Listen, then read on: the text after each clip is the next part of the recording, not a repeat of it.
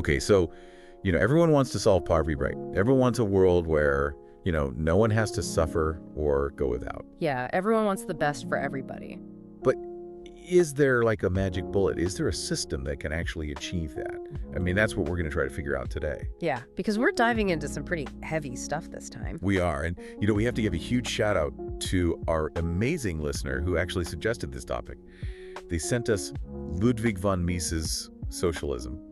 Have you ever read this? I have. It's quite the intellectual roller coaster. It's a long one, too. Yeah, it's not for the faint of heart, but it's really important because it challenges a lot of assumptions about, that utopian ideal we were just talking about. Exactly. And Mises, he didn't hold back. He really goes for the jugular in terms of critiquing socialist ideology. Yeah. So, buckle up because we're going to take you through some of his key arguments. And they're not always going to be comfortable. No, they're definitely not. But I think that's what makes him so valuable. He forces us to confront some really tough questions about how societies function and what the trade-offs are when you try to engineer a certain kind of outcome. Right. And one of the most famous arguments that Mises makes is the economic calculation problem. Have you ever heard of this? Oh yeah, the economic calculation problem. It's kind of like the cornerstone of his critique of socialism. It sounds really complicated, but can you maybe break it down for us, like in a way that our listeners can actually wrap their heads around? Sure. Imagine you walk into a supermarket and every single price tag is gone. So how do you know what a good deal is? Right. I mean, you're just looking at a bunch of products with no idea what they're worth. And not only that, how are the people who make those products supposed to know what to produce, how much to produce? Yeah, it would be chaos. Total chaos. Well, that's kind of what Mises is getting at with the economic calculation problem. He says that in a market economy, prices act as signals. They tell us how scarce something is, how much people value it, all that stuff. Okay, so like if the price of gas goes up, people might start carpooling or, maybe they'll buy more fuel-efficient car. Exactly. Those prices are giving us information that guides our decisions. And it's not just individuals. Businesses use prices to figure out, what to produce, how much to invest, all those important economic choices. So Mises is saying that without those price signals, a socialist system just can't function properly. That's his argument. He says that if the government controls all the means of production, if there's no private ownership and no free market to determine prices, then you're essentially flying blind. Like trying to plan an entire economy in the dark. Exactly. And that's a recipe for shortages, overproduction, and a whole lot of economic inefficiency. And didn't Mises actually point to some pretty concrete examples of this happening in history? Oh yeah, he was all about using historical examples to back up his arguments. Like what about the Soviet Union? The Soviet Union is a classic case study. Mises talks about how they were constantly overproducing things like steel, while people were struggling to get basic necessities like bread. Their central planners just couldn't get a handle on what people actually needed. They were making decisions based on, their own ideas, not on the actual demands of the market. So it sounds like this economic calculation problem is a pretty big wrench in the whole socialist machine. It's a major challenge, and Mises argues that it's not just a theoretical problem, it's a practical one that has played out time and time again in socialist experiments throughout history. Okay, so we've got the economic calculation problem, but Mises doesn't stop there. He also goes after socialist economics more broadly. He seems to be saying that, even with the best intentions in the world, a socialist system is just not going to work. Yeah, he's not just picking on specific policies or implementations, he's challenging the underlying principles of socialist economics. And one of his main points is that socialist systems often ignore the importance of incentives. Okay, so what does he mean by that? Well, he says that people are motivated by self-interest, and that's not necessarily a bad thing. In a market economy, the desire to make a profit to get ahead, that's what drives innovation and efficiency. So it's like you're not just working for your own gain, but you're actually contributing to the overall well-being of the system, even if you don't realize it. Exactly. Mises argues that in a free market, a rising tide lifts all boats. But he says that socialism, by trying to level the playing field, can actually stifle individual initiative and end up hurting everyone in the process. So instead of everyone being better off, everyone ends up worse off. That's the risk, because you're removing the incentives that drive people to create, to innovate, to produce. And it's not just about economic incentives, is it? This goes deeper into the whole issue of freedom and individual choice. Absolutely.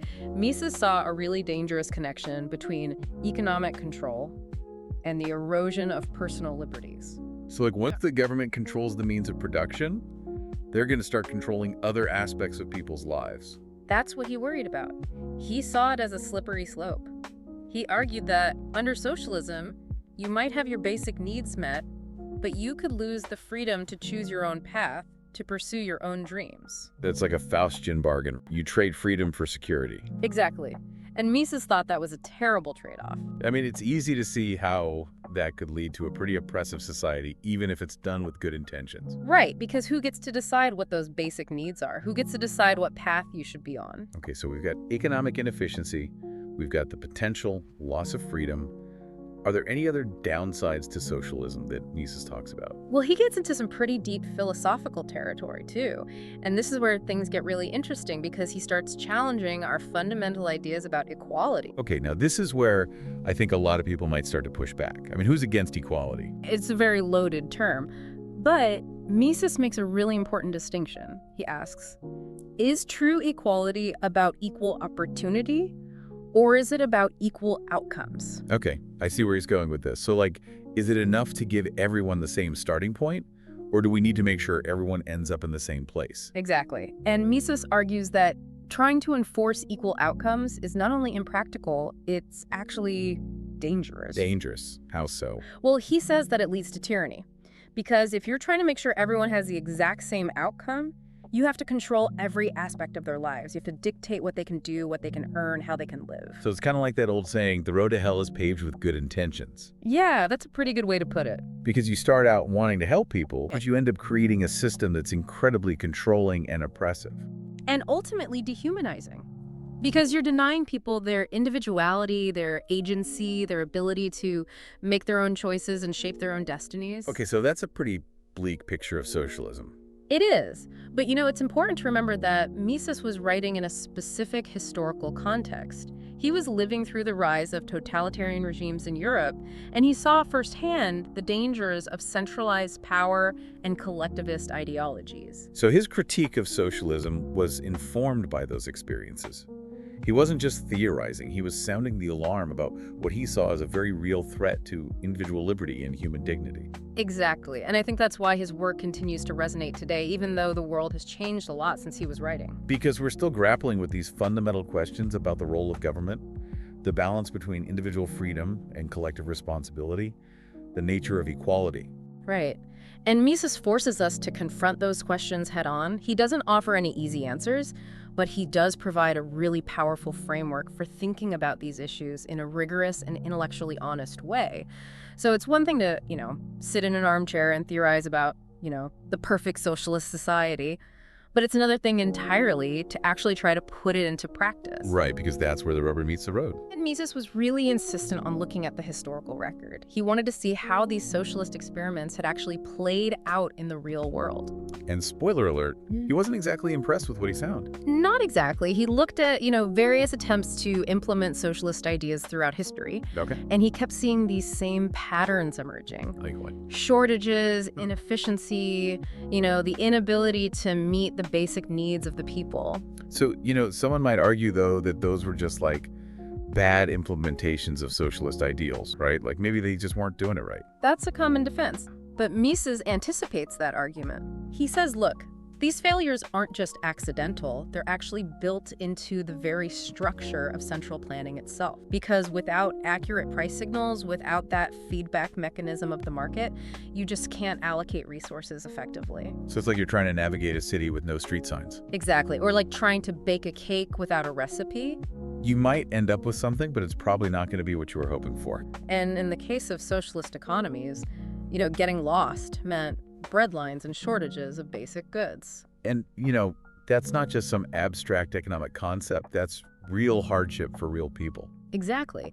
Mises was very concerned with the human cost of these failed experiments. He wasn't just an armchair theorist. He actually cared about the impact these policies had on people's lives. Absolutely. And that's why he was so passionate about, exposing the flaws of socialism. Because he saw it as a dangerous ideology. One that could lead to widespread suffering. Okay, so we've seen how Mises tackled, socialist systems in practice. But he also takes aim at the theoretical underpinnings of socialist thought, especially Marxist theory. Yeah, his critique of Marxism is particularly sharp. So what did he have to say about Marx? Well, one of the key things he challenged was this idea of historical determinism. Okay, so what is historical determinism? Basically, the idea that history unfolds in a predetermined way, Okay. that there are these inevitable stages of development. So Marx believed that socialism was like the next inevitable stage after capitalism. Exactly, like capitalism had its run, and now it was time for socialism to take over. But Mises wasn't buying that. No, he argued that history isn't predetermined. It's shaped by human choices and actions. So he's saying that we have agency, that we're not just pawns in some grand historical game. Right. If socialism is going to come about, it's not going to be through some inevitable historical force. It's going to be through the conscious choices of individuals. So he's bringing in this idea of individual responsibility, which seems to clash with that whole Marxist idea of class struggle and collective action leading to inevitable change. Yeah, Mises was very much an individualist. He saw individuals as the primary drivers of history, not impersonal forces or abstract class structures. And that focus on individual choice and responsibility is really central to his whole worldview. It is. So it's almost like he's saying, hey, don't just sit around waiting for history to magically deliver socialism if you want it.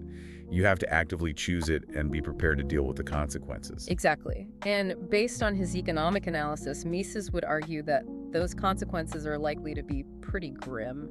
Okay, so we got Mises taking on, socialist practice and Marxist theory. What other arguments does he make against socialism?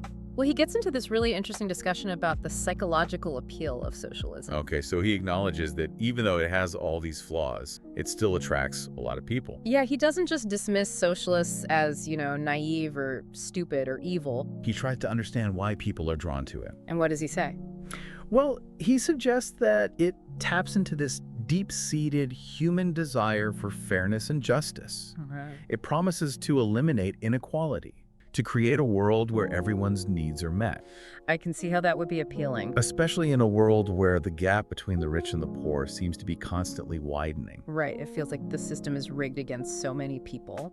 And Mises points out that socialist rhetoric often exploits those feelings of envy and resentment towards the wealthy. It paints this picture of a system that's, designed to benefit the elites. While the working class is left to struggle. And that narrative can be very compelling. Even if it's not entirely accurate. Right, so he's saying that socialism's appeal is as much emotional as it is intellectual. It's playing on people's hopes and fears and their desire for a better world. So it's not just about, dry economic arguments, it's about tapping into something deeper. It's offering a vision of a world without exploitation or poverty. Who wouldn't want that? Right.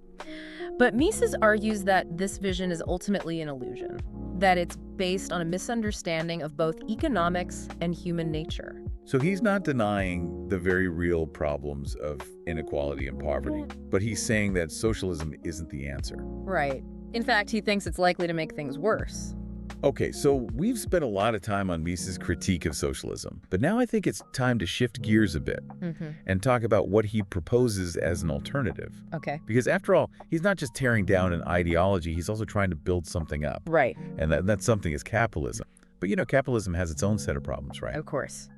Inequality, exploitation, environmental destruction. These are real issues. So how does Mises address these concerns? Well, he doesn't pretend it's perfect. Okay. He acknowledges there can be excesses and abuses. Right.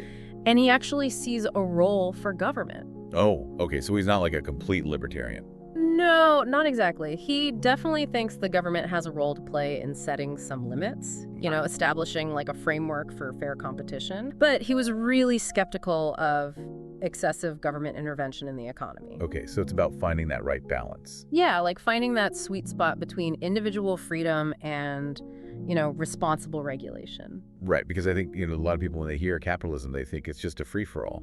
No rules, just survival of the fittest. Yeah, and that's definitely not what Mises was advocating for. He thought that too much regulation could actually stifle innovation, that it could undermine the dynamism of the market. So he thought solutions to, social problems should be sought primarily through individual initiative, voluntary cooperation, the creative power of the free market, not through, heavy-handed government control. Yeah, I think that's a really important point because we often look to the government to solve all our problems. But Mises is saying that maybe we should be looking elsewhere. Yeah, he's saying that maybe the solutions are already out there in the market, just waiting to be discovered.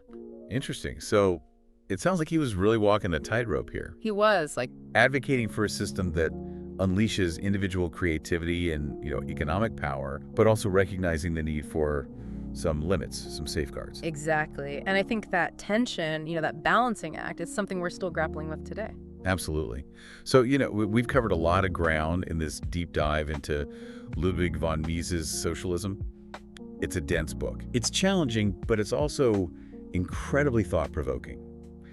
And, whether you agree with Mises or not, his work forces us to confront some really fundamental questions about economics freedom and the kind of society we want to live in. I mean, he really makes you think about the assumptions we often take for granted. He pushes us to, move beyond those simplistic solutions and engage in a deeper, more nuanced conversation about the relationship between individual freedom, economic prosperity, and social responsibility. And if you're feeling like, you want to grapple with Mises' ideas firsthand, we highly recommend checking out Socialism. Yeah, you can find a link to purchase the book in the description below. And of course, if you enjoyed this deep dive into the mind of one of the 20th century's most influential economic thinkers, be sure to hit that subscribe button. Yeah, and leave us a comment letting us know what other mind-bending topics you'd like us to explore. Until next time, keep those brains buzzing.